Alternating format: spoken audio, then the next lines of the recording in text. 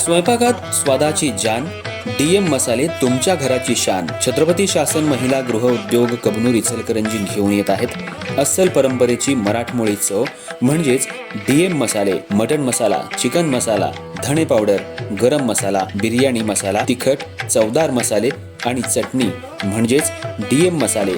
तर आजच आपल्या जेवणाची रंगत वाढवण्यासाठी केमिकल विरहित डीएम मसाले, गृहिणींच्या मनातले मसाले आणि चटणी अवश्य वापरा. डीएम मसाले महिला बचत गटाद्वारे करणारे स्वच्छ माफक दरामध्ये म्हणजेच डीएम मसाले. संपर्क दिव्याताई मगदूम, मोबाईल 91 30 80 22 55.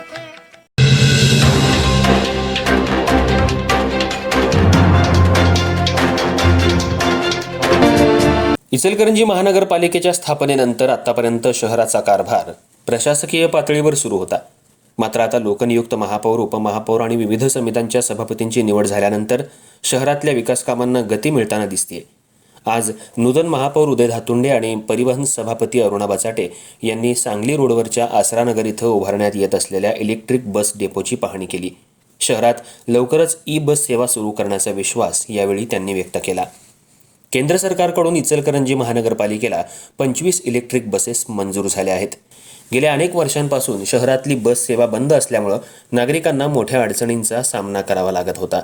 विशेषतः विद्यार्थी, कामगार आणि सर्वसामान्य नागरिकांना प्रवासासाठी रिक्षांवर अवलंबून राहावं लागत होतं. सांगली रोडवरच्या आसरानगर इथं मागच्या 3 वर्षांपासून इलेक्ट्रिक बस डेपो उभारण्याचं काम सुरू असून त्या ठिकाणी आज महापौर उदय धातुंडे आणि परिवहन सभापती अरुणा बचाटे यांनी पाहणी करून कामाचा आढावा घेतला. इचलकरंजी हे औद्योगिक शहर असून मँचेस्टर ऑफ महाराष्ट्र म्हणून ओळखले जाते. मात्र शहरात बस सेवा नसल्यामुळे नागरिकांना मोठ्या गैरसोयींचा सामना करावा लागत होता.